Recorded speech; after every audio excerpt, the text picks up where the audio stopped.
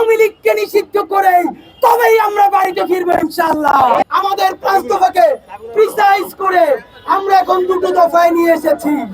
আমাদের প্রথম দফা জুলাই, শাপলা ও পিলখানার অতি দ্রুত বিচার শুরু করতে হবে এবং গণহত্যার দায়ে খুনি আওয়ামী লীগকে অতি দ্রুত নিষিদ্ধ করতে হবে। এই 2 দফাকে সামনে রেখে আমাদের নতুন লড়াই আজকে ঘোষণা করছি।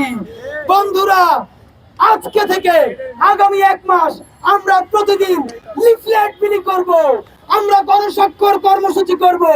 লক্ষ লক্ষ মানুষের গণস্বাক্ষর আমরা এই 2 দফা দাবিতে আমরা সংগ্রহ করে আগামী 25 এপ্রিল শুক্রবার দুপুর বিকাল 3 ঘটিকায় শাহবাগ মোড়ে আওয়ামী লীগকে নিষিদ্ধের দাবিতে এবং জুলাই, শাপলা ও পিলখানার বিচারের দাবিতে শহীদ সমাবেশ ঘোষণা করছি।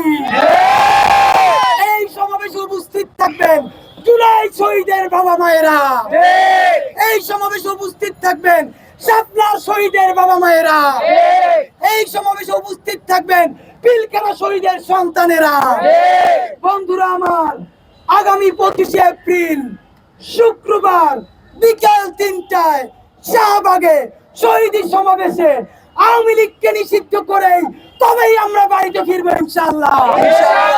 সেই পর্যন্ত ইনকিলাব মঞ্চ এই 4 দিনের লাগাতার কর্মসূচি এইখানে স্থগিত ঘোষণা করে এখন আমরা গণস্বাক্ষর কর্মসূচি এবং লিফলেট বিলি করবো সারা দেশে।